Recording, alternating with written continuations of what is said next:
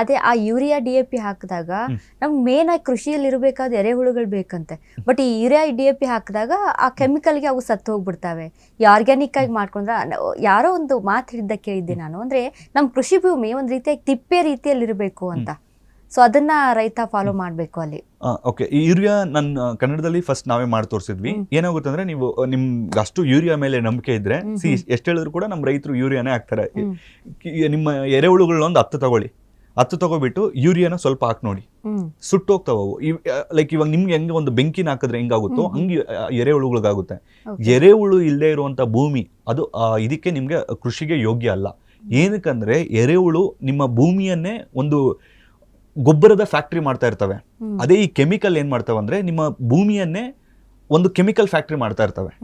So ನಿಮ್ಗೆ chemicals ಹಾಕ್ತಾ ಇದ್ರೆ ಫಸ್ಟ್ ಇಯರ್ ಚೆನ್ನಾಗಿ ಬರುತ್ತೆ, ಸೆಕೆಂಡ್ ಇಯರ್ ಚೆನ್ನಾಗಿ ಬರುತ್ತೆ. But the end of the day ಅವ್ನು ಕೆಮಿಕಲ್ ಇಲ್ಲ ಅಂದ್ರೆ ಬದುಕಕ್ಕಾಗಲ್ಲ.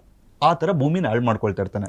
ಅದೇ ಸಾವಯವ ಕೃಷಿ ಮಾಡಿದ್ರೆ ನಿಮ್ಗೆ ಎರೆಹುಳುಗಳಿರುತ್ತೆ, ಅಲ್ಲಿ ಮೈಕ್ರೋ ನ್ಯೂಟ್ರಿಯೆಂಟ್ಸ್ ಇರುತ್ತೆ, ಸೂಕ್ಷ್ಮಾಣು ಜೀವಿಗಳಿರುತ್ತೆ, ಒಂದು ಬಯೋಡೈವರ್ಸಿಟಿ ಅನ್ನೋದು ಕ್ರಿಯೇಟ್ ಆಗಿರುತ್ತೆ, ಸಣ್ಣ ಪುಟ್ಟ ಅಕ್ಕಿಗಳು ಬರುತ್ತೆ, ಮತ್ತೆ ತುಂಬಾ ಒಂದು ನಿಮ್ ತಿಂಕೆ ಮಾಡಕ್ಕಾಗಲ್ಲ ಅಷ್ಟು ಒಂದು ಭೂಮಿಯಲ್ಲಿ ಸ್ಮೆಲ್ ಚೆನ್ನಾಗಿ ಬರುತ್ತೆ. ಇವತ್ತು ಆ ಸ್ಮೆಲ್ ಅನ್ನೇ ಕಳ್ಕೊಬಿಟ್ಟಿದ್ದಾರೆ ಕೆಮಿಕಲ್ ಇದು ಹಾಕಿ. ಸೂಕ್ಷ್ಮಾಣು ಜೀವಿಗಳಿಲ್ಲ ಅಂದ್ರೆ ಸ್ಮೆಲ್ ಬರಲ್ಲ.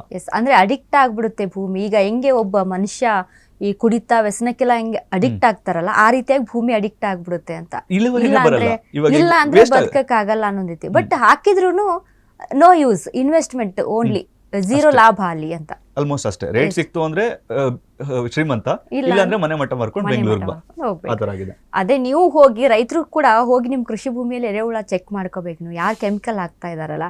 ಯಾಕಂದ್ರೆ ಅಲ್ಲಿ ಎರೆಹುಳ ಇದೆಯಾ ಇಲ್ಲ ಅಂತ ನೀವೇ ಚೆಕ್ ಮಾಡ್ಕೊಳ್ಳಿ. ಎರೆಹುಳ ಇಲ್ಲ ಅಂತ ಅಂದ್ರೆ ಭೂಮಿ ಕೊನೆ ಸ್ಟೇಜಿಗೆ ಬರ್ತಾ ಇದೆ ಅಂತಾನೆ ಅರ್ಥ. ಆಲ್ಮೋಸ್ಟ್ ಅಷ್ಟೇ ಅಂತ ಅದೊಂದು. ಮತ್ತೆ ಇನ್ನೊಂದು, ನಾರ್ಮಲ್ ಆಗಿ ಸಾವಯವ ಕೃಷಿಯನ್ನು ಯಾರು ಮಾಡ್ತಾರೋ ಅವರು ಹಾಗೆ ಅಗಿಬಹುದು ಭೂಮಿನ, ಗಟ್ಟಿ ಆಗಲ್ಲ. ಇವತ್ತು ಭೂಮಿ ಯಾಕಾಗತ್ತರ ಫ್ರೀ ಆಗಿರುತ್ತೆ ಅಂದ್ರೆ ಎರೆಹುಳುಗಳು ಭೂಮಿಯನ್ನ ರಂಧ್ರ ಮಾಡಿ ಬೇರುಗಳಿಗೆ ಗಾಳಿ ಆಡೋಂಗೆ ಮತ್ತೆ ಬೇರು ಈಸಿಯಾಗಿ ಹೋಗೋದಕ್ಕೆ ಮಾಡಿರುತ್ತೆ. ಸೊ ಇನ್ನೊಂದು ರೈತರಿಗೆ ಇದಿರುತ್ತೆ ಅಂದ್ರೆ ಎಷ್ಟು ಆಳವಾಗಿ ಉಳುಮೆ ಮಾಡಿದ್ರೆ ಅಷ್ಟು ಗಿಡಗಳು ಚೆನ್ನಾಗಿ ಬರುತ್ತೆ ಅಂತ. ಅದು ತಪ್ಪು, ಆಕ್ಚುಲಿ ತಪ್ಪು ಕಾನ್ಸೆಪ್ಟ್. ಅದೆಲ್ಲ ಟ್ರಾಕ್ಟರ್ ಕಂಪ್ನಿಗಳು ಪ್ರಮೋಟ್ ಮಾಡಿರೋಂಥದ್ದು ಅಷ್ಟೇ. ಸೊ ಯಾವತ್ತೂ ಕೂಡ ಭೂಮಿಯಲ್ಲಿ ತುಂಬಾ ವೆಯ್ಟ್ ಆಗಿರುವಂಥದ್ದನ್ನ ತಗೊಂಡು ಹೋಗ್ಬಾರ್ದು. ನಾರ್ಮಲ್ ಆಗಿ ಆಗಿನ ಕಾಲದಲ್ಲಿ ಅದಕ್ಕೆ ಎತ್ತುಗಳಲ್ಲೇ ಉಳುಮೆ ಮಾಡ್ತಿದ್ರು. ಇವಾಗ್ಲೂ ಕೂಡ ಸಣ್ಣ ಪುಟ್ಟ ರೈತರು ಚಿಕ್ಕ ಟ್ರ್ಯಾಕ್ಟರ್ಗಳಲ್ಲಿ ಉಳುಮೆ ಮಾಡಿ, ನೀವು ತುಂಬಾ ಆಳಕ್ಕೆ ಏನಾದ್ರು ಉಳುಮೆ ಮಾಡಿದ್ರೆ ಏನಾಗುತ್ತಂದ್ರೆ ಮಣ್ಣಿನ ಫಲವತ್ತತೆ ಅನ್ನೋದು ಡೈರೆಕ್ಟ್ ಆಗಿ ಸನ್ಲೈಟ್ಗೆ ಎಕ್ಸ್ಪೋಸ್ ಆಗಿ ಹಾಳಾಗುತ್ತೆ. ನಿಮ್ಗೊಂದು ಉದಾಹರಣೆ ಕೊಡ್ತೀನಿ ನೋಡಿ. ಒಂದು ಗಿಡಕ್ಕೆ ಎಷ್ಟು ಪವರ್ ಇರುತ್ತೆ ಒಂದು ಮರಕ್ಕೆ ಅಂದ್ರೆ ಒಂದು ಕಲ್ಲನ್ನು ಬೇಕಿದ್ರು ಕೂಡ ಸೀಳುತ್ತೆ. ನಿಮ್ ಮನೆ ಪಕ್ಕದಲ್ಲಿ ನೀವು ಒಂದು ಮನೆ ಕಟ್ತಿರ್ತೀರಾ ಅಂತ ಅನ್ಕೊಳ್ಳಿ, ಪಕ್ಕದಲ್ಲಿ ಮರ ಇತ್ತು ಅಂತ ಅನ್ಕೊಳ್ಳಿ, ಏನಾಗುತ್ತೆ ಹೇಳಿ, ಇಡೀ ಕಾಂಪೌಂಡ್ನೇ ಹೊಡೆಯುತ್ತದು. ಅಷ್ಟು ಶಕ್ತಿ ಇರುತ್ತೆ. ಇವಾಗ ನೀವು ಆಂಧ್ರ ಮತ್ತೆ ತಮಿಳ್ನಾಡು ಕಡೆ ಎಲ್ಲ ಹೋದ್ರೆ ಎಷ್ಟೋ ಆಲ್ದ ಮರ ಅನ್ನೋದು ಇದು ದೇವಸ್ಥಾನದ ಮೇಲೆ ಬೆಳೆದಿರುತ್ತೆ, ಗೊತ್ತಾ? ದೇವಸ್ಥಾನದ ಮೇಲೆ. ಮತ್ತೆ ಈಗ ನೀವು ಬೆಂಗಳೂರಲ್ಲಿ ಅಬ್ಸರ್ವ್ ಮಾಡ್ಬೇಕಂದ್ರೆ ಕೂಡ ಬ್ರಿಡ್ಜಸ್ ಅಲ್ಲಿ ಆಲ್ದ ಮರ ಮತ್ತೆ ರಾಗಿ ಮರ ಬ್ರಿಡ್ಜಸ್ ಮೇಲೆ ಬೆಳೆದಿರುತ್ತೆ. ಅಲ್ಲಿ ಇವಾಗ ಯಾರು ಈ ಸೋಕಾಲ್ಡ್ ಇದಿರಿದಾರೋ ಅಲ್ಲಿ ಏನು ಟ್ರ್ಯಾಕ್ಟರ್ JCP ಅಲ್ಲಿ ತೆಗೆದುಕೊಂಡಿದ್ರ, ಜಸ್ಟ್ ಆ ಬೀಜಕ್ಕೆ ಅಷ್ಟು ಪವರ್ ಇರುತ್ತೆ. ಗಿಡಕ್ಕೆ ಗೊತ್ತು ನೀರ್ ಎಲ್ಲಿ ಸಿಗುತ್ತೆ. ಇವಾಗ ಎಕ್ಸಾಂಪಲ್ ಇದ್ರಲ್ಲಿ ಬಂದ್ರೂ ಅದ್ರ ಬೇರುಗಳು ಅನ್ನೋದು ಕೆಳಗಡೆ ಬರ್ತಾ ಇರುತ್ತೆ. ಸೊ ನೀವು ತಾರ್ ಹಾಕಿದ್ರು ಆ ತಾರ್ನ ಸೀಳಿ ಒಳಗಡೆ ಹೋಗುತ್ತೆ. ಅಷ್ಟು ಶಕ್ತಿ ಇದಕ್ಕಿರುತ್ತೆ. ಸೊ ಆಳವಾದ ಉಳುಮೆನ ಯಾರು ಮಾಡಬೇಡಿ. ನೀವು ಏನಾದ್ರು ದೊಡ್ಡ ಹಣ್ಣಿನ ಗಿಡಗಳಾದಾಗ ಮಾತ್ರ ಅಪ್ ಟು 1 feet ವರೆಗೂ ನೀವು ಗುಂಡಿ ತಗೋಬೇಕೆ ಹೊರತು ಜಾಸ್ತಿ ಉಳುಮೆನ ಮಾಡಕ್ ಹೋಗ್ಬಾರ್ದು. ಅಂದ್ರೆ ಕೆಲವೊಬ್ರು ಇಷ್ಟೆಲ್ಲ ಉಳುಮೆ ಮಾಡ್ತಾರೆ, ಆ ಥರ ಎಲ್ಲ ಮಾಡಕ್ ಹೋಗ್ಬಾರ್ದು. ನಾರ್ಮಲ್ ಆಗಿ ಸಣ್ಣ ಪುಟ್ಟ ಉಳುಮೆ ಮಾಡ್ಕೊಂಡ್ರೆ ಸಾಕು.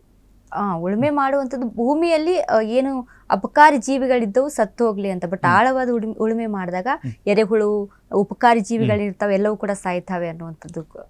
ಗೊಣ್ಣೆ ಹುಳು ಅಂತ ಕರಿತೀವಿ, ಸ್ವಲ್ಪ ವೈಟ್ ಕಲರ್ ಇರುತ್ತೆ. ಸೊ ಅದು ಉಳುಮೆ ಮಾಡಿದಾಗ ಏನಾಗುತ್ತೆ ಅಂದ್ರೆ ಅದು ಎಕ್ಸ್ಪೋಸ್ ಆದಾಗ ಪಕ್ಷಿಗಳೆಲ್ಲ ಬಂದು ತಿಂದ್ಬಿಡುತ್ತೆ ಅದ್ರ ಮೊಟ್ಟೆಗಳು. ಅದು ಇದು ಇತ್ತು ಅಂದ್ರೆ ಅದಕ್ಕೆ. ಮತ್ತೆ ಇನ್ನೊಂದು ಉಳುಮೆ ಮಾಡೋದಕ್ಕೆ ಇವಾಗ ಎಕ್ಸಾಂಪಲ್ ಹುಲ್ಲು ಅದು ಇದೆಲ್ಲ ಇತ್ತು ಅಂದ್ರೆ ಉಳುಮೆ ಮಾಡೋದಕ್ಕೆ ಅಷ್ಟು ಇದಲ್ಲ. ಸೊ ಅದಕ್ಕೆ ನಾರ್ಮಲ್ ಆಗಿ ಅವಾಗ ಉಳುಮೆ ಮಾಡ್ತಿದ್ರು.